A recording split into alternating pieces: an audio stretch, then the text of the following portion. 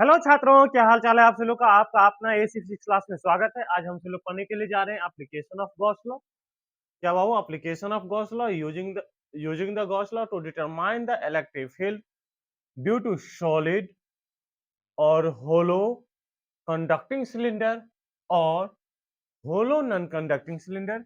इसका मतलब आप समझिए, यहाँ पे दो टर्म दिया हुआ है, एक सॉलिड सॉलिड और होलो कंडक्टिंग, और एक दूसरा क्या हुआ है, होलो नॉन कंडक्टिंग, और सभी में और लगा के दे रखा है। इसका मतलब ये है कि ये जो तीनों बात है एक ही बात है। इसका मतलब तो यही हुआ ना कि मैंने यहाँ पे लिख दिया कि सॉलिड होलो कंडक्टिंग सिलेंडर और होलो नॉन कंडक्टिंग सिलेंडर, तीनों का बात एक ही हुआ। यदि या करके लिखा हुआ है कोई चीज, या करके यदि बात कर रहा है सॉरी, या करके यदि वो बात कर रहा है, इसका मतलब क्या है कि दोनों का जो बात एक ही है, सभी बात एक ही है। तो बात समझिए कैसे एक है, ये बात आपको मैं बता रहा हूं आपको। एक कॉन्सेप्ट है स्क्रीन इफेक्ट ऑफ चार्ज। क्या है कॉन्सेप्ट बाबू, एक लिख लीजिएगा। स्क्रीन स्क्रीन इफेक्ट ऑफ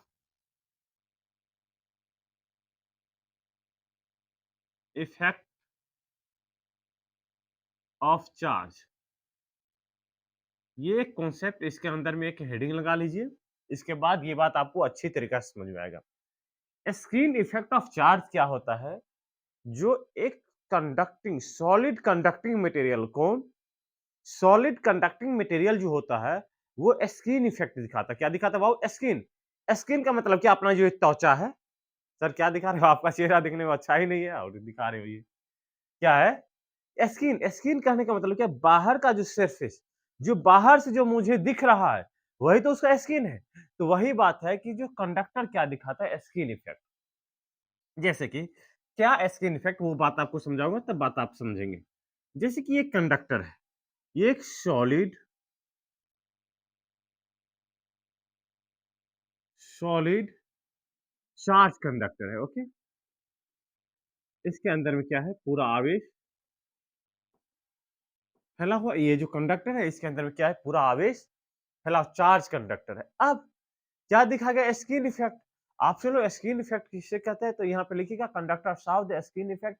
सुचालक क्या दिखाता है, त्वचा प्रभाव दिखाता है। त्वचा प्रभाव के कारण से क्या होता है कि आवेश जो होता है इस सुचालक के अंदर में, कंडक्टर के जो इनसाइड जो चार्ज होता है वो सभी चार्ज कहाँ पे चला जाता है, उसके सरफेस पे कहाँ चला जाता है, उसके सरफेस पे, कंडक्टर के कहाँ पे चला जाता है बाबू, ये उसके सरफेस पे चला जाता है। और उस पे सरफेस पे चले जाने के कारण से क्या हो गया कि आप कंडक्टर के अंदर में जो है, ये जो कंडक्टर है, ये क्या है बाबू, ये सॉलिड कंडक्टर था ना, क्या था ये, सॉलिड कंडक्टर था, कंडक्टर था। इसके अंदर में क्या था कि चार्ज था इसके अंदर में। अब ये सभी चार्ज कहाँ पे चला गया, उसके सरफेस पे, कहाँ पे चला गया, सरफेस पे। क्यों, स्क्रीन इफेक्ट के कारण से। किसके कारण से, स्क्रीन इफेक्ट के कारण से। क्या इफेक्ट, त्वचा प्रभाव के कारण से जितना भी चार्ज इसके अंदर वाला था वो कहां पे आ गया, अंदर उसके सरफेस पे आ गया। ये भी क्या हो गया, अब ये कैसा व्यवहार करेगा, तो ये होलो होलो कंडक्टर के जैसे व्यवहार करेगा। क्या कैसा व्यवहार करेगा, कंडक्टर मतलब खोखला सुचालक के जैसे व्यवहार करेगा। अब देखिए लास्ट क्या है, होलो नॉन कंडक्टिंग सिलेंडर ना। अब समझिए कि होलो नॉन कंडक्टिंग, स्क्रीन इफेक्ट समझे ना। स्क्रीन इफेक्ट कहने का मतलब क्या, जो कोई सुचालक के अंदर में जो आवेश होता है वो सभी आवेश कहाँ पे आ जाता है, सुचालक के सरफेस पे आ जाता है। इसी प्रोसेस को हम क्या कहते हैं, स्क्रीन इफेक्ट ऑफ चार्ज कहते हैं। बात क्लियर। अब समझिए ये तीनों बात, होलो सॉलिड, होलो या सॉलिड कंडक्टिंग सिलेंडर या होलो नॉन कंडक्टिंग सिलेंडर, अब ये बात मैं बता रहा हूं। अब तो देखिए सॉलिड कंडक्टिंग कंडक्टिंग सिलेंडर, तो सॉलिड के बारे में तो आपको मैंने बता दिया कि कैसा व्यवहार करेगा, होलो के जैसे व्यवहार करेगा। अब होलो नॉन कंडक्टिंग, होलो नॉन कंडक्टिंग समझिए, क्या ये होलो है, होलो है और कैसा है, ये नॉन कंडक्टिंग सिलेंडर है जिसका रेडियस कितना है, आर है, इसका भी रेडियस कितना है बाबू? तो आर है, इसका भी रेडियस कितना है? आर है। अब होलो, होलो कहने का मतलब बीच में क्या है? खाली है। तो चार्ज कहाँ पे होगा? तो उसके सरफेस पे ही होगा। तो चार्ज कहाँ पे होगा बाबू? उसके सरफेस पे ही होगा। अब बताइए बाबू, अब बताइए कि क्या तीनों बात एक ही बात है या नहीं है? तीनों बात एक ही बात है। बात क्लियर? कोई किसी को कोई दिक्कत यहाँ तक में? एनीवन? Any problem? नो? आप सब लोग आप कॉपी पेन निकालिए, नोट बनाना स्टार्ट कीजिए। अब स्टार्ट करते हैं क्या? Application of Gauss law, electric field due to infinite long plane sheet. Electric field due to electric field due to infinite long plane sheet नहीं, infinite long infinite electric field due to, यहाँ पे लिख लीजिए, mention कर लीजिए, यहाँ पे नहीं मैंने लिखा हूं, लिख लीजिएगा। Infinite long long solid conducting, कहाँ पे? ड्यू टू, यहाँ पे लिख लीजिएगा ये बात, due to infinite long solid hollow conducting cylinder या होलो नॉन कंडक्टिंग सिलेंडर। ये बात आपके लिए क्लियर हो गया? यहाँ पे यहाँ तक कोई दिक्कत किसी को? कोई दिक्कत नहीं। स्किन इफेक्ट प्रभाव समझ गए? स्किन इफेक्ट कौन दिखाता है? तो सॉलिड कंडक्टर दिखाता है। Due to skin effect the charge is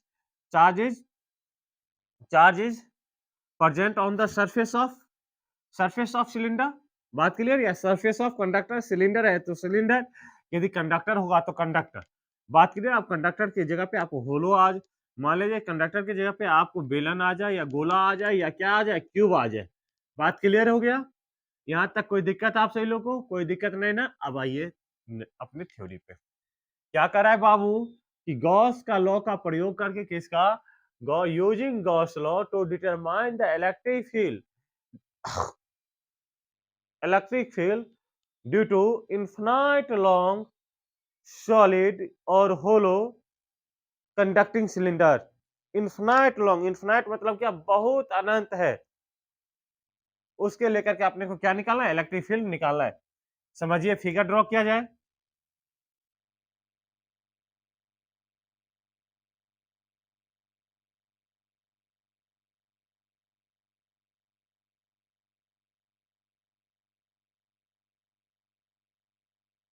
figure थोड़ा अच्छा से ड्रॉ कीजिए।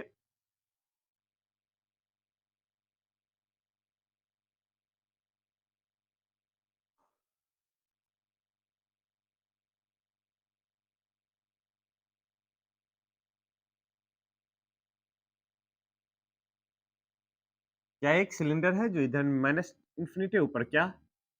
Plus infinity. क्या है? कंडक्टिंग है, या चाहे सॉलिड कंडक्टिंग हो, चाहे होलो कंडक्टिंग हो, या होलो नॉन कंडक्टिंग हो, सभी के लिए एक ही फिगर बनेगा। क्या बनेगा बाबू? एक ही फिगर बनेगा। ये मान लिया जाए, ये पूरा क्या हो गया? ये चार्ज इस पे कहाँ पे आ गया? इसके स्किन पे आ गया। क्योंकि होलो भी रहता, होलो नॉन कंडक्टिंग भी रहता, तभी क्या बीच में खाली ही होता। ये क्या होता है? बीच में खाली होता है। इसका रेडियस कितना है? रेडियस हम सभी लोग ने क्या मान लिया? Small r. यदि बाबू गॉस लॉ, किसका? गॉस लॉ का प्रयोग करके बात कर रहा है ना, गॉस लॉ के यदि बारे में बात कर रहा हूं, तो गॉस लॉ यदि कोई मान लीजिए कि यदि इस सतह के कारण से कितना इलेक्ट्रिक फील्ड निकलेगा गॉस के नियम से, तो सबसे पहले क्या करना पड़ेगा? एक मुझे imaginary imaginary Gaussian surface draw करना पड़ेगा। अब यदि चार्ज, सुनिएगा, एक नोट पॉइंट नोट कर लीजिएगा कि यदि चार्ज लिनियरली डिस्ट्रीब्यूटेड हो, कैसा? एक रेखा पे यदि आवेश यदि डिस्ट्रीब्यूशन हो, तो जो सरफेस गॉसियन सरफेस बनाइएगा वो कैसा बनेगा बाबू? सिलिंड्रिकल गॉसियन सरफेस बनेगा। यदि पॉइंट चार्ज हो, क्या? पॉइंट चार्ज हो, तो कैसा गॉसियन सरफेस बनेगा बाबू? स्फेरिकल गॉसियन सरफेस बनेगा। तो यहाँ पे तो चार्ज कैसा है? एक लेंथ पे पूरा फैला हुआ है ना, तो यहाँ पे कैसा होगा बाबू? सिलिंड्रिकल गॉसियन सरफेस बनेगा। कैसा? सिलिंड्रिकल। बनाइए सिलिंड्रिकल गॉसियन सरफेस। मान लिए कि एक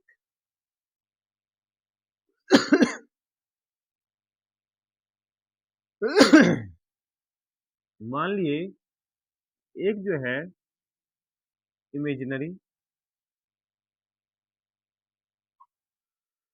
सॉरी,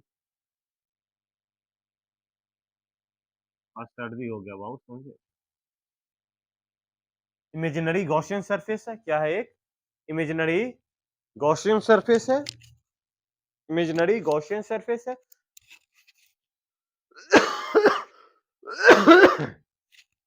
इमेजिनरी गॉसियन सरफेस है। अब जिसका जो रेडियस है, इसका जो रेडियस है, ये क्या है, स्मॉल आर है। क्या है, स्मॉल आर है। जो सिलेंडर के लिए जो मुझे इलेक्ट्रिक फील्ड डिटरमाइन करना है, तो मुझे दो गॉसियन सरफेस बनाना पड़ेगा, एक बार सिलेंडर के बाहर और एक बार सिलेंडर के कहाँ पे, अंदर में। तो अभी मैंने सिलेंडर के बाहर गॉसियन सरफेस, ये क्या है बाबू, ये जो सतह है इमेजिनरी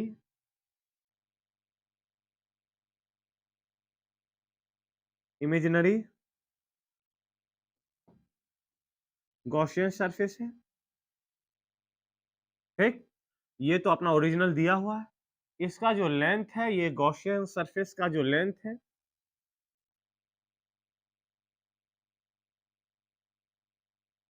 यो लेंथ है जो एल है। ओके, अब समझिए बात कि हमको क्या निकालना है। यहाँ पे एक बात और समझिए कि ये जो आवेश जो फैला हुआ है, आवेश क्या है, वस्तु जो बॉडी है, बॉडी के कहाँ पे फैला हुआ है, तो सरफेस पे ना, उसका जो बॉडी, जैसे कि मार्कर समझिए, ये जो मार्कर है, मार्कर की यही यही इसी टाइप का तो सिलेंडर होता है।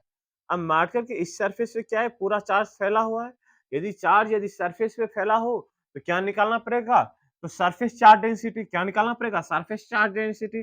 और सरफेस चार्ज डेंसिटी अर्थात रो, रो बराबर क्या होता है, चार्ज बाय एरिया, ठीक। अब रो, इसके अंदर में एक बात मान लीजिए कि इसके अंदर में जो चार्ज कितना इनक्लोज कर रहा है, क्यू इनक्लोज, कितना चार्ज इनक्लोज कर रहा है, क्यू। यहाँ पे लिख दीजिए Q by area.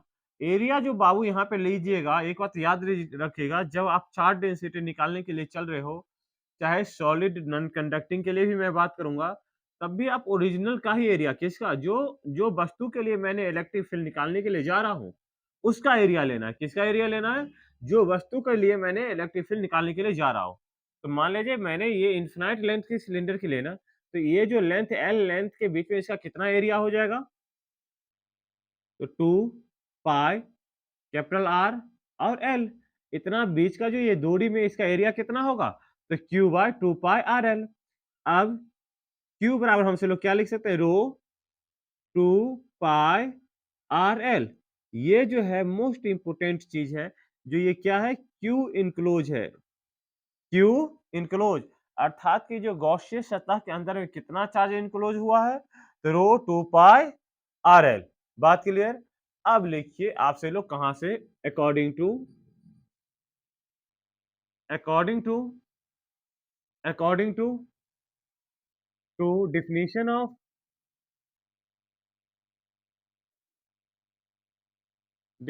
Of electric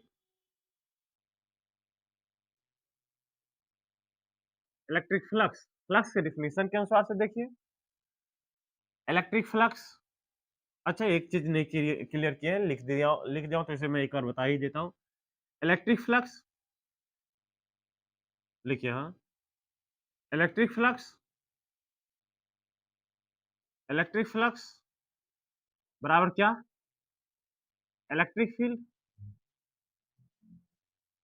electric field dot area vector, electric field dot area vector. समझिए, सबसे पहले आप एरिया वेक्टर और इलेक्ट्रिक फील्ड देखिए। ये जो सरफेस है, इस सरफेस के कारण हमसे लोग ये जानते हैं कि इलेक्ट्रिक फील्ड जो होता है, वो भी सरफेस पे क्या होता है, परपेंडिकुलर होता है। और एरिया वेक्टर भी क्या होता है, सरफेस पे कैसा होता है, परपेंडिकुलर। तो इस सरफेस, समझिए कि एक सिलेंडर में कितना सरफेस होता है बाबू, तीन। ये समझिए कि ये मार्कर अपना एक सिलेंडर के जैसे है। समझिए कि इसमें कितना सरफेस है बाबू, तो तीन सरफेस है। एक ये सरफेस, ये राउंड वाला, एक ये राउंड वाला, और ये एक राउंड, ये जो है अपना सो। तो कितना सरफेस, तो कितना एरिया वेक्टर होगा, 3। तो इसको मैंने डी1 लिख दिए, डी1 लिख दिए। इसके लिए भी मैंने क्या लिख दूं, डी1 ही लिख देता हूं, क्योंकि जो दोनों एरिया क्या है, सेम है। और इस सतह के कारण से एरिया वेक्टर क्या, डी ए लिख देता हूं। क्लियर। अब एक बात बताइए, electric field due to positive charge किधर होता है, away from the positive charge and perpendicular to the surface. अब इलेक्ट्रिक फील्ड यहाँ पे क्या हो गया, ई हो गया। इलेक्ट्रिक फील्ड क्या हो गया, ई हो गया। क्या बाबू आप इधर भी लिख सकते थे, हाँ इधर भी लिख सकते थे। आपको ब्रेन में कैलकुलेशन चल रहा होगा कि सर आपने इधर ही डीए और इधर ही ई क्यों लिए। हाँ समझिए बात को, मैंने चारों साइड ले लिया, इसका मतलब समझिए कि ये तो एक ही सतह है ना बाबू, इस सतह के बारे में स्टडी कीजिए। चार्ज तो यही सतह पे फैला हुआ है ना, यही सतह पे फैला हुआ है ना, तब इसके कारण से एरिया वेक्टर तो इधर ही होगा ना, इसके कारण से एरिया वेक्टर तो इधर ही होगा ना। तो मान लीजिए मैंने इसके साथ इस साइड से मैंने आपको दिखाया इधर से इलेक्ट्रिक फील्ड ई और एरिया वेक्टर क्या, डी। अब ये इसका फिगर आपका कंप्लीट हो गया, फिगर में आप कहीं से कोई चीज बाकी नहीं रह गया। अब लिखिए इलेक्ट्रिक फ्लक्स। इलेक्ट्रिक फ्लक्स, अब इलेक्ट्रिक फ्लक्स बराबर हम सब लोग लिखेंगे क्या, तो यहाँ पे लिख लीजिए electric flux d phi total, क्या डी फाई टोटल, क्योंकि छोटा सा एरिया जो है डी है, जिसके कारण से इलेक्ट्रिक फ्लक्स क्या होगा, डी फाई टोटल होगा। इलेक्ट्रिक फ्लक्स बराबर हम सब लोग क्या लिख सकता हूँ, इलेक्ट्रिक फील्ड। इलेक्ट्रिक फील्ड देखिए, क्योंकि यहाँ जो फ्लक्स निकलेगा, एक बात और समझिए, जो ये मान लीजिए ये मार्कर जो अपना है, ये मार्कर के तीनों साइड से इलेक्ट्रिक फ्लक्स निकलेगा ना, इधर से भी निकलेगा, इधर से भी निकलेगा, इस सतह से भी निकलेगा और इस सतह से, तीनों सतह से ना। यदि हमसे ये पूछे कि इस मार्कर से कितना इलेक्ट्रिक फ्लक्स निकलेगा, तो इससे इलेक्ट्रिक फील्ड और डॉट एरिया वेक्टर का सम, या नहीं, इलेक्ट्रिक फील्ड इनटू क्या, एरिया वेक्टर का सम। अब मान ले इस सतह से कितना इलेक्ट्रिक फील्ड निकलेगा, ए डॉट डी ए, फिर इस सतह से कितना इलेक्ट्रिक फील्ड निकलेगा, वहां से इलेक्ट्रिक फ्लक्स निकलेगा, A dot D A one, फिर इस सतह से कितना इलेक्ट्रिक फ्लक्स निकलेगा, तो A dot D A one. लिख सकता हूं, लिख दीजिए फिर से,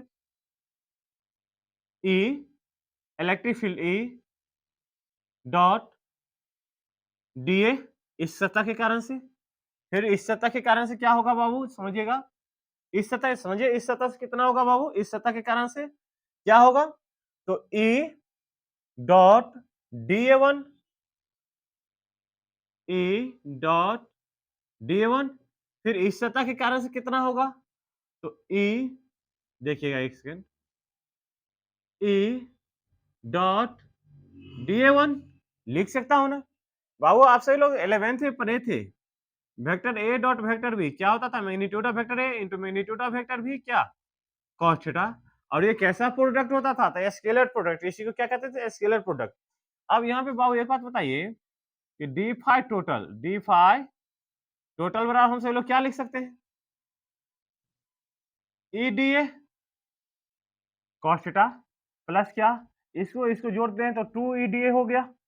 अब 2 E D A one cos theta. अब यहाँ पे समझिए एक बात और मैं आपको समझाने का प्रयास करता हूं, समझिएगा कि ई और डी ए का जो बीच का कोण कितना डिग्री है बाबू, 0 डिग्री है। ई और डी ए वन का बीच का कोण कितना डिग्री है, ई और डी ए वन यहाँ बीच का कोण कितना, थीटा बराबर कितना डिग्री है बाबू, तो 90 डिग्री है। समझ में आ गया, फिर से समझिए, ओके ओके, यहाँ पे थोड़ा एक सेकंड यहाँ पे जगह ले लेता हूँ। जैसे समझिए ऊपर में क्या, ये डी ए और ये क्या, इलेक्ट्रिक फील्ड ई, इलेक्ट्रिक फील्ड ई, इसके बीच का कोण थीटा बराबर कितना डिग्री, तो 90 डिग्री। बात क्लियर, आप समझ में आ गया। तो अब यहाँ पे ई और डी ए के बीच का जो कोण कितना डिग्री होगा, दोनों दोनों कंडीशन में कितना डिग्री, 90 डिग्री। तो हम से लोग क्या लिखते हैं इसे, E D A cos 0 degree plus क्या, 2 ई डी ए 1 कॉस कितना डिग्री, 90 डिग्री। लिख सकता हूँ, कोई दिक्कत नहीं ना, मिटा दो इसे, चलिए ठीक है, ओके ओके क्लियर है। अब लिख लीजिए, ये cos 90 का वैल्यू कितना, 0, तो डी फाई टोटल बराबर हम सभी लोग क्या लिख सकते हैं, ई डी ए cos 0 का वैल्यू कितना, 1 और प्लस क्या, 2 ई डी ए 1 इंटू कितना, 0, तो ये तो पूरा टर्म 0। तो फाइनली आप क्या लिखते हैं, डी फाई टोटल बराबर हम सभी लोग क्या लिख सकता हूँ, ई डी ए लिख दिया, क्या ई डी ए। अच्छा लिखिए इंटीग्रेटिंग बोथ दिस साइड, अब डी ए दोनों साइड इंटीग्रेट प्लस 0 लिख दीजिए, integrating both this side, integrating both the sides, दोनों साइड इंटीग्रेट करने के बाद क्या हो गया, डी फाई टोटल बराबर क्या, integration of E D A. बाबू यहाँ पे डी फाई टोटल का इंटीग्रेशन एक बार और लिख देता हूं, D phi total, D phi total बराबर क्या लिख दूं बाबू, एक बार समझिएगा, ई इंटीग्रेशन ऑफ क्या, D A, integration of D A, D phi total का डीएक्स का इंटीग्रेशन एक्स होता था, तो डी फाई टोटल का इंटीग्रेशन क्या होगा, फाई टोटल हो जाएगा कितना, फाई टोटल बराबर क्या ई, और डी ए का इंटीग्रेशन क्या ई, ए डी ए का इंटीग्रेशन क्या ए, तो फाई टोटल बराबर कितना प्राप्त हो गया ई ए। अब एक बात आप समझिएगा बाबू, यहाँ पे जो ए का जो मान होगा, ए का मान, यहाँ पे जो ए का मान, हमेशा ये बात याद रखिएगा, हमेशा ऑलवेज, कि यहाँ पे जो होगा, जो हम डिफिनेशन से, इलेक्ट्रिक फ्लक्स के डिफिनेशन से जो मैंने इलेक्ट्रिक फ्लक्स निकालता हूँ, वहां पे जो ए का जो मान होगा, वो जो होगा गॉसियन सरफेस का ए का मान, और यहाँ पे गॉसियन सरफेस का ए का मान कितना है बाबू, तो यहाँ पे जो ये जो काल्पनिक ये जो सतह है, इसका एरिया कितना हो जाएगा, तो 2 पाई स्मॉल आर एल, यहाँ पे लिख दीजिए फिर से, फाई टोटल बराबर E into 2 pi small are l. बात क्लियर, इक्वेशन इसे फर्स्ट मान लीजिए, क्लियर, विजिबल है। अब लिखिए according to Gauss law, according to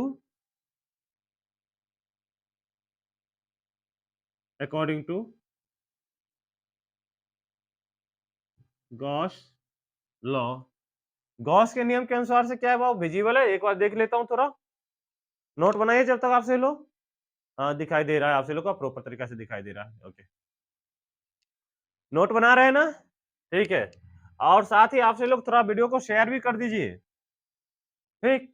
अब लिखिए according to Gauss law, Gauss law के हिसाब से क्या लिख दूं बाबू, तो लिखिए इलेक्ट्रिक फ्लक्स, गॉस लॉ से हमसे लोग क्या निकालते हैं, इलेक्ट्रिक फ्लक्स ही तो निकालते हैं, इलेक्ट्रिक फ्लक्स बराबर क्या, क्यू इनक्लोज, क्यू इनक्लोज कहने का मतलब क्या, कि गॉसियन सरफेस के अंदर में कितना चार्ज इनक्लोज कर रखा है, तो इतना charge enclose, Q enclose by क्या, बाय क्या, बोलिए बाबू बोलिए, एप्सिलॉन नॉट। गॉस लॉ ये कहता है कि total charge enclose by close surface to the epsilon naught is called electric flux, is equal to electric flux. तो टोटल सरफेस के अंदर में कितना क्यू चार्ज इनक्लोज किया, तो क्यू इनक्लोज कितना है बाबू, तो rho 2 pi are L by क्या, एप्सिलॉन नॉट, लिख दीजिए,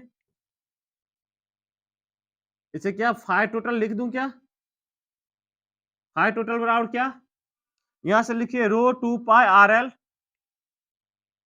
रो rho rho 2 pi are L by क्या, एप्सिलॉन नॉट, हो गया।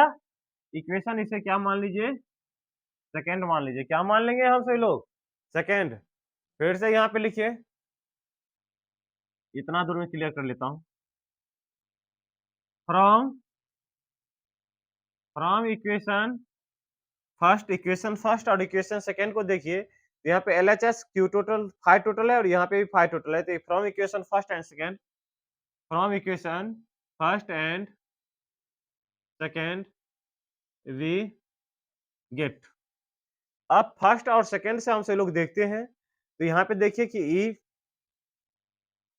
ई into 2 pi small are L बराबर कितना हो जाएगा, rho 2 pi are L by epsilon naught, हो जाएगा। यहां से बाबू 2 पाई से 2 पाई को कैंसिल कर दीजिए, एल से एल को कैंसिल कर दीजिए, ई बराबर हमसे लोग को क्या प्राप्त हो गया बाबू, rho R by epsilon naught R, ये हमसे लोग को प्राप्त हो गया। जो कोई कंडक्टर, कोई solid conductor, solid solid cylindrical conductor के बाहर किसी भी बिंदु पर, बाहर किसी भी बिंदु पर कितना इलेक्ट्रिक फील्ड होगा, तो rho R by epsilon naught R, R जो है यहाँ पे रो क्या है, लीनियर चार्ज डेंसिटी है, आर क्या है बाबू, तो रेडियस ऑफ गिवन सिलेंडर, और क्या है epsilon naught permittivity of vacuum, and r is the radius of Gaussian surface. बात क्लियर, यहां तक आ गए। अब हम सभी लोग चलते हैं कहां पे, एक तो अभी मैंने बाहर था ना, यहाँ पे लिख लीजिएगा आप सभी लोग, व्हेन कैपिटल आर क्या हो, छोटा हो किससे, स्मॉल आर से, अर्थात क्या कि आउटसाइड ऑफ सिलेंडर, लिख लीजिएगा, आउटसाइड ऑफ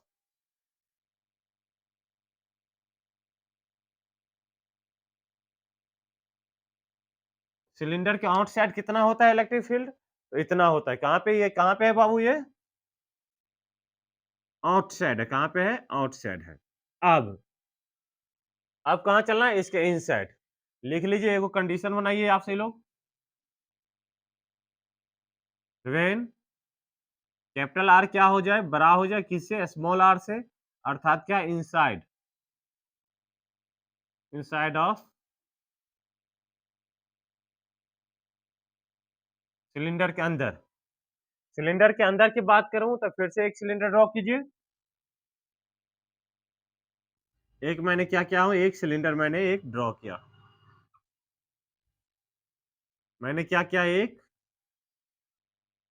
सिलेंडर को मैंने ड्रॉ किया,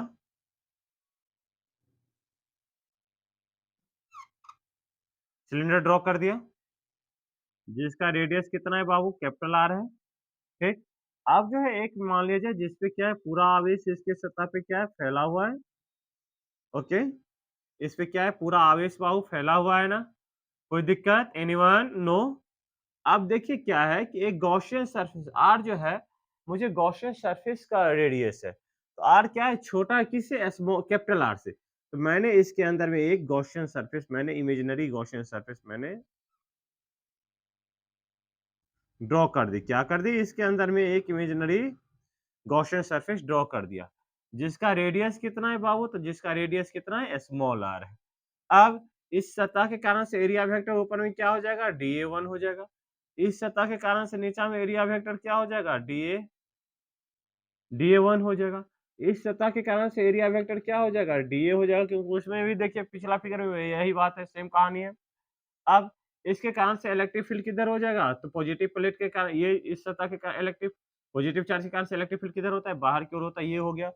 अब समझिए कि हम सभी लोग को कहाँ से स्टार्ट करना पड़ता है, तो इलेक्ट्रिक फील्ड फ्लक्स के डिफिनीशन के अनुसार से लिखिए, according to definition of electric flux, according to according to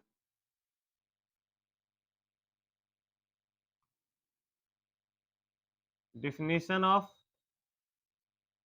electric flux, electric electric flux के डिफिनीशन के अनुसार से हम सभी लोग क्या जानते हैं बाबू, तो फाई टोटल यहाँ पे लिख दीजिए, सीधा बात आवे के बाद डी फाई टोटल, क्योंकि यहाँ पे मैंने आपको सभी कुछ लिख रखा हूँ। डी फाई टोटल बराबर हम सभी लोग क्या लिख दें, ई, सोचिए एक बार बताते ही चलता हूँ, ई और डी ए के बीच का कोण कितना डिग्री है बाबू, 0 डिग्री, 0 डिग्री, तो E D A cos 0 degree लिख दूं क्या, E D A cos cos कितना डिग्री, 0 डिग्री, प्लस क्या यहाँ पे देखिए 2 ई डी ए कितना हुआ, ई डी ए 1 प्लस क्या, ई डी ए 1, इसे हमसे लोग ने क्या लिख दिया था, 2 E D A 1 cos, cos कितना डिग्री लिख सकता हूँ, ई डी ए, देखिए यहाँ पे ई डी ए 1 और ई के बीच में कितना डिग्री का एंगल, 90 डिग्री है, यहाँ पे देखिए डी ए 1 और ई के बीच का कोण कितना है, 90 डिग्री, तो इसे क्या लिख दूं, 2 ई डी ए कॉस कितना डिग्री, 90 डिग्री, और कॉस 90 का वैल्यू कितना हो जाता है बाबू, 0, 0, तो यहाँ पे लिख दीजिए डी फाई टोटल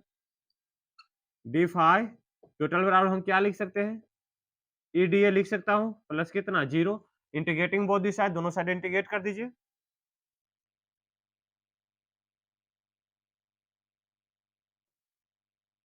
दोनों साइड इंटीग्रेट कीजिए, इंटीग्रेटिंग बोथ दी साइड, दोनों साइड इंटीग्रेट करने के बाद क्या हो गया, यहाँ पे समझिए ये सभी अलग है, d phi integration of d phi total बराबर क्या, integration of E D A का इंटीग्रेशन क्या हो जाएगा बाबू, डी ए का इंटीग्रेशन ए हो जाएगा, डी ए का इंटीग्रेशन ए, और डी फाई टोटल का क्या हो जाएगा, फाई टोटल बराबर क्या, ई ए, इक्वेशन इसे हम थर्ड मान लेते हैं, क्या थर्ड, यहाँ 2 तक आ रखे थे, अब यहाँ पे क्या थर्ड आ गए।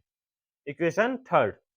ओके, अब देखिए ये तो मान लीजिए मैंने कहां से ये फॉर्मूला लाया, तो विद्युतीय फ्लक्स के परिभाषा के अनुसार से। Okay, according to definition of electric flux. दिखाई दे रहा है आपसे लोग को प्रॉपर तरीका से, कहीं तो कोई दिक्कत नहीं ना है, नीचे लिख सकता हूँ। ओके, लिख सकता हूँ, कोई दिक्कत नहीं है। लिखिए according to Gauss law, according to Gauss law, Gauss law. लिखिए गॉस लॉ क्या कहता है बाबू? गॉस लॉ कहता है कि इलेक्ट्रिक फ्लक्स बराबर, इलेक्ट्रिक फ्लक्स बराबर क्या? क्यू इनक्लोज,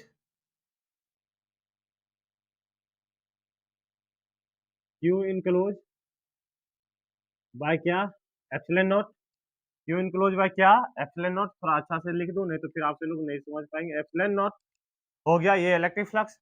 आप समझिए बाबू, आपसे लोग, आप इसमें लोग बताइए, ये जो गॉसियन सरफेस पे कितना चार्ज इनक्लोज करके रखा है?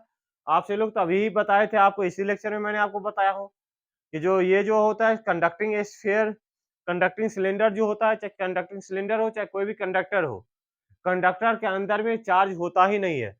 तो इसके अंदर में क्यू बराबर कितना हो जाएगा? क्यू बराबर कितना? जीरो। तो क्यू इनक्लोज कितना? जीरो। यदि मान लीजिए यहाँ पे अब इलेक्ट्रिक फ्लक्स यहाँ पर से लिखना स्टार्ट करता हूँ, यहाँ से फाई टोटल बराबर हम से लोग क्या लिख सकते हैं? क्यू इनक्लोज, और क्यू इनक्लोज कितना है? जीरो। तो जीरो बटा क्या? Epsilon not. इक्वेशन क्या? 4। अब देखिए इक्वेशन 3 और 4 से देखिए, from equation third and fourth, from equation 3 and 4, 3 और 4 से यदि स्टडी किया जाए, तो एलएचएस यदि बराबर है तो आरएचएस भी बराबर होना चाहिए। यहाँ पे देखिए, यहाँ पे एलएचएस, यहाँ पे देखिए एलएचएस यदि बराबर है तो आरएचएस भी बराबर होना चाहिए। तो हमसे लोगों ने क्या लिख दिया? ई बराबर क्या? 0 बाय एप्सिलॉन नॉट लिख सकता हूँ। क्या ई बराबर हमसे लोग क्या लिख सकता हूँ? 0 बटा एप्सिलॉन नॉट इंटू क्या? ए। क्या ई बराबर हमसे लोग क्या लिख सकता हूँ? 0। आपसे लोग लिख लेंगे क्या? क्या है ये? इनसाइड है। क्या है? यदि आपसे कोई पूछेगा कि कोई कंडक्टिंग सिलेंडर हो, स्फीयर हो, और चाहे एनीथिंग कुछ भी हो, conducting cylinder, sphere and any conductor, inside the conductor electric field is zero. 100 बात के एक बात समझिए, inside the conductor electric field is zero, अर्थात सुचालक के अंदर में विद्युतीय क्षेत्र का मान जीरो होता है। 100 बात के एक बात समझ लीजिए। बात क्लियर? अब समझिए कि हम सभी लोग को क्या करना पड़ेगा बाबू? अब एक ग्राफ ड्रॉ करना पड़ेगा। क्या करना पड़ेगा? ग्राफ ड्रॉ करना पड़ेगा। किसके बीच में? इलेक्ट्रिक फील्ड, इलेक्ट्रिक फील्ड और आर के बीच में। बात क्लियर? समझ गए? यहां तक में किसी को कोई दिक्कत नहीं ना? चलिए ठीक है, यही जगह पे मैं आपको एक ग्राफ ही सिखा ही देता हूं। देखिए, ये समझिए, ये अपना क्या है? ये आर है, और ये अपना क्या है? इलेक्ट्रिक फील्ड ई है। ओके, एक मैंने क्या बनाया? एक बेलन बनाइए, एक बेलन बनाइए। सबसे पहले बात आपको मैं समझा दूंगा, आसान बात है, बहुत आसान बात है।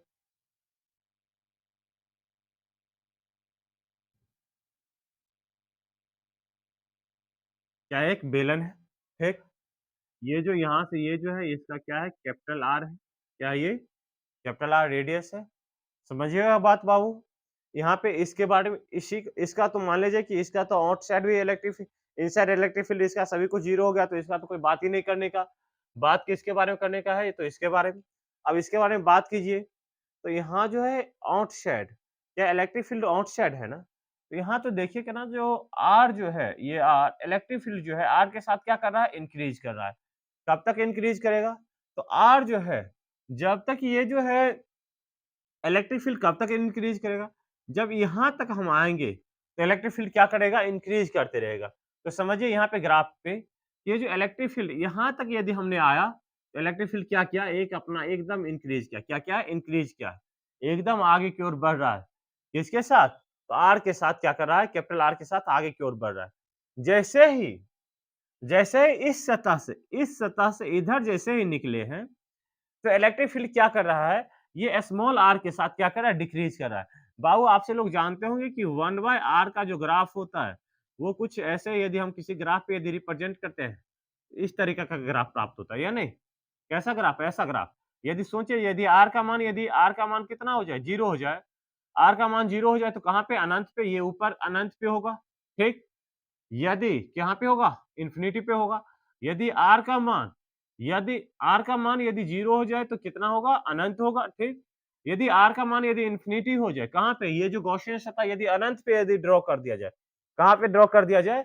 अनंत पे ड्रॉ कर दिया जाए, तो ये क्या हो जाएगा? ये 0 के बराबर हो जाएगा। इसी कारण से अब जो ये ग्राफ है, कैसा ग्राफ होगा? इस तरह का ग्राफ ड्रॉ करेंगे। कैसा ग्राफ होगा बाबू? इस तरह का ग्राफ, ऐसे टच करते हुए ये आगे बढ़ जाएगा।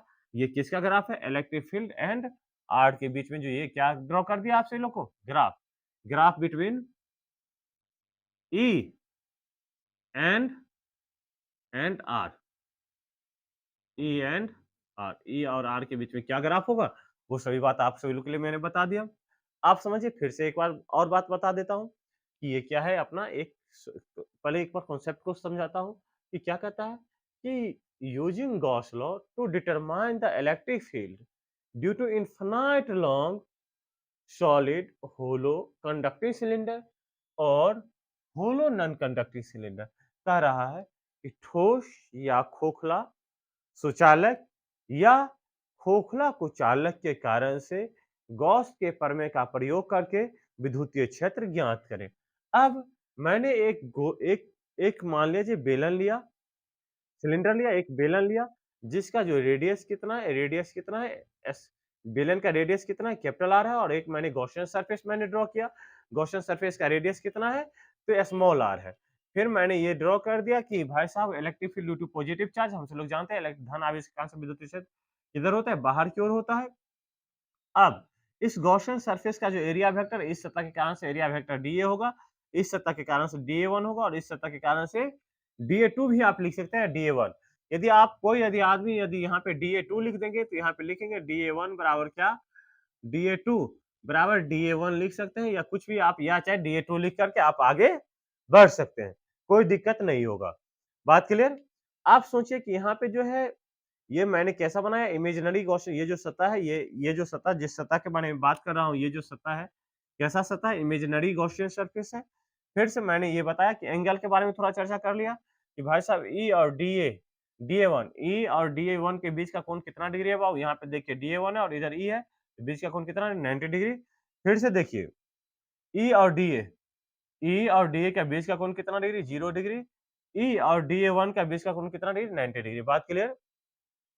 आप देखिए, according to definition of electric flux के परिभाषा के अनुसार से, इलेक्ट्रिक फ्लक्स की परिभाषा के अनुसार से क्या जानते हैं? इलेक्ट्रिक फील्ड डॉट क्या? Area vector. अब इलेक्ट्रिक फ्लक्स बराबर क्या होता है? फाई टोटल बराबर क्या होता है? E dot D A plus क्या? E dot D A one plus क्या? E dot D A one. देखिए ई डॉट डी ए किसके लिए आए थे? इसके लिए आए थे। ई डॉट डी ए वन किसके लिए आए थे? इलेक्ट्रिक फील्ड ई, और डी ए वन ये। फिर से ई डॉट डी ए वन आया है, इलेक्ट्रिक फील्ड ई, और डी ए वन ये इसके लिए आया। फिर मैंने क्या क्यों ऐसा किया? तो मान लीजिए ये मार्कर है, तो मार्कर यही तो बेलनाकार ही तो है। इसके चारों साइड से इसको इधर से भी इलेक्ट्रिक फील्ड निकलेगा, इधर से भी निकलेगा, और इस सतह से भी निकलेगा। इसी कारण से मैंने तीनों को जोड़ दिया, तो मुझे क्या हो गया कि पूरे सतह के लिए इलेक्ट्रिक फील्ड मुझे प्राप्त हो गया। क्या हो गया? पूरा इलेक्ट्रिक फ्लक्स मुझे प्राप्त हो गया। फिर से इलेक्ट्रिक फ्लक्स बराबर हमसे लोग ई डॉट डी ए को मैंने 11th में पढ़े थे कि भाई साहब ई डॉट डी आपसे लोग पढ़े होंगे कि एडी vector A dot vector B, vector A magnitude of vector A into क्या? Magnitude of vector B cos theta. तो यहाँ पे मैंने ये लिख दिया कि vector E electric field E into क्या? डी ए इनटू क्या? cos थीटा प्लस क्या? 2 E D A cos theta. अब यहाँ पे जो थीटा का वैल्यू कितना डिग्री? 90 डिग्री, और यहाँ पे कितना डिग्री? 0 डिग्री, जो मैंने बता दिया। अब cos 90 का वैल्यू कितना? 0 होता है, और cos 0 का वैल्यू कितना होता है? 1 होता है। डी फाई टोटल और इतना। और यहाँ पे डी फाई टोटल और क्या प्राप्त हो गया? डी हमने क्या किया? इंटीग्रेटिंग बोथ दी साइड, दोनों साइड इंटीग्रेट करने के बाद डी फाई टोटल बराबर क्या? Integration of EDA. फिर से मैंने डी फाई टोटल बराबर हमसे लोग क्या लिख दिए? इंटीग्रेशन ऑफ डीए का इंटीग्रेशन क्या हो गया? ए हो गया। बाबू यहाँ पे जो यहीं पे आकर के बच्चा फंस जाता है। यहाँ पे जो ए का जो मान होगा, ए जो होगा, ए होगा किसका होगा? गॉसियन सरफेस का होगा। किसका होगा? गॉसियन सरफेस का होगा। कैसा होगा? किसका? ये होगा, ये गॉसियन सरफेस का ये होगा। हमेशा ये बात याद रखिएगा, चाहे कंडक्टर हो, नॉन कंडक्टर हो, कहीं पर भी यदि इलेक्ट्रिक फील्ड के डेफिनेशन के अनुसार से यदि हम लिखेंगे तो यहाँ पे किसका लेंगे, गॉसियन सरफेस का लेंगे, ठीक। तो गॉसियन सरफेस का जो एरिया कितना लिए मैंने, 2 पाई RL ले लिए, तो 2 पाई RL ले लिए, तो फाई टोटल वाट कितने, E 2 पाई RL प्राप्त हो गया। फिर से अकॉर्डिंग टू गॉस लॉ ये कहता है कि total charge enclose by close surface, ये बंद सतह में कितना चार्ज इनक्लोज कर रहा है, तो total charge enclose by close surface to the epsilon naught. तो टोटल चार्ज कितना इनक्लोज कर रहा है, तो रो 2 पाई कैपिटल RL, मैंने इसका वैल्यू डाल दिया बटा क्या, एप्सिलॉन नॉट। बात क्लियर यहाँ तक आगे। अब यहाँ पे देखिए फाई टोटल बराबर क्या, यहाँ पे भी फाई टोटल और यहाँ पे भी फाई टोटल है। इक्वेशन फर्स्ट और इक्वेशन सेकंड को मैंने देखा, तो भाई साहब इसका LHS बराबर यहाँ पे लिख दिया मैंने, from equation first and from equation second. From equation first और फ्रॉम इक्वेशन सेकंड से देखिए LHS बराबर है तो RHS बराबर भी होना चाहिए, होना ही चाहिए, ठीक। तो E 2 पाई RL बराबर क्या, रो 2 पाई RL रो 2 पाई कैपिटल RL बाय क्या, एप्सिलॉन नॉट। यहाँ से 2 पाई RL कैंसिल हो गया, तो यहाँ से E बराबर, E आउटसाइड बराबर क्या, रो R बाय क्या, एप्सिलॉन नॉट R हो गया, ठीक। मैंने क्या कर दिया, इसके आउटसाइड इलेक्ट्रिक फील्ड मैंने निकाल लिया। फिर से अब इसको मान लीजिए यदि गॉसियन सरफेस है तो मेरा ये कर्तव्य बनता है, एक बार तो उसके बाहर चेक कर लिया, अब उसके अंदर भी तो चेक कर लेना चाहिए क्यों कैसा है। तो मैंने इसके अंदर में आया, तो अंदर में आया तो R का जो वैल्यू है, मैंने R का जो कैपिटल R से स्मॉल r का जो वैल्यू है, गॉसियन सरफेस का जो वैल्यू है, क्या लिया मैंने, R का रेडियस क्या लिया, छोटा लिया, ठीक। मैंने छोटा लिया और यहाँ जो ये लेंथ है, ये लेंथ कितना ले लिया मैंने, L ले लिया। क्या ले लिया बाबू, L। आप समझिए, तो अकॉर्डिंग टू डेफिनेशन ऑफ, यहाँ पे भी देखिए सेम प्रोसेस मैंने यहाँ पे अप्लाई किया। According to definition of electric flux, d phi total बराबर EDA cos 0 डिग्री प्लस क्या 2 EDA cos 90 डिग्री। अब ये बात मैंने आपको यहाँ पे मैंने आपको समझा रखा हूँ, कैसे ये मैंने यहाँ वहाँ पे डायरेक्ट लिख दिया, ये सभी बात मैंने यहाँ पे समझाया हूँ। तो फिर से cos 90 का वैल्यू कितना, 0, तो डी फाई टोटल बराबर क्या, EDA। इंटीग्रेटिंग बोथ साइड, दोनों साइड इंटीग्रेट कर दिए, डी फाई टोटल बराबर क्या, बराबर E integration of DA, d phi total बराबर क्या, EA। अब अकॉर्डिंग टू गॉस लॉ के हिसाब से इलेक्ट्रिक फ्लक्स बराबर क्या, क्यू इनक्लोज बाय क्या, एप्सिलॉन नॉट। क्यू इनक्लोज, अब देखिए गॉसियन सरफेस के अंदर में कितना क्यू इनक्लोज है, तो 0 है, तो यहाँ पे मैंने क्या लिख दिया, फाई टोटल बराबर क्या, 0 बटा क्या, एप्सिलॉन नॉट। अब फ्रॉम इक्वेशन इसे मैंने थर्ड मान लिया था और इसे क्या मैंने मान लिया 4। तो फ्रॉम थर्ड एंड फोर्थ से यदि LHS बराबर है तो RHS भी बराबर होना चाहिए। यहाँ पे देखिए, यहाँ पे देखिए फाई टोटल और यहाँ पे भी फाई टोटल, यदि LHS बराबर है तो RHS बराबर होगा। ये बराबर क्या, ये बराबर क्या, 0 बटा क्या, एप्सिलॉन नॉट। अब यहाँ पे E बराबर क्या, 0 बटा क्या, एप्सिलॉन नॉट ए, और यहाँ पे एप्सिलॉन नॉट ए, तो ये दोनों गुना करके 0 में यदि दुनिया के कोई भी चीज से यदि भाग देते हैं, डिवाइड करते हैं, तो कितना वैल्यू प्राप्त होता है, 0। तो यदि कोई आपसे पूछे कि inside the electric field inside the conductor कितना होता है, 0 होता है। Electric field inside the conducting cylinder तो कितना होता है, 0 होता है, ठीक। फिर ये ग्राफ की बात आ जाता है, किसका, ग्राफ का E और R के बीच का ग्राफ समझिए, E और R के बीच का मैंने ग्राफ मैंने ड्रॉ कर दिया। तो यहाँ पे देखिए, यहाँ जो है, जो ये कैपिटल R के साथ जो है इलेक्ट्रिक फील्ड क्या कर रहा है, इंक्रीज कर रहा है। कैपिटल R के साथ जो है इलेक्ट्रिक फील्ड क्या कर रहा है, इंक्रीज कर रहा है। जैसे ही ये यहाँ तक तो आया तो इन्होंने क्या किया, इंक्रीज किया। जैसे ही इससे बाहर निकला तो क्या हो गया, इसका जो इलेक्ट्रिक फील्ड जो ये ग्राफ है कितना है, 1/r का, ये जो ग्राफ कितना है, 1/r का। अब ये क्या धीरे धीरे इलेक्ट्रिक फील्ड क्या करने के लगा, डिक्रीज करने लगा। आज के लेक्चर में इतना ही, नेक्स्ट लेक्चर लेकर के आ रहे हैं आपके लिए electric field due to infinite long solid non conducting cylinder, ठीक है। तो थैंक यू, आपसे लोग से रिक्वेस्ट है कि अपना YouTube channel @AC Physics class को सब्सक्राइब करें, लाइक करें और शेयर करें।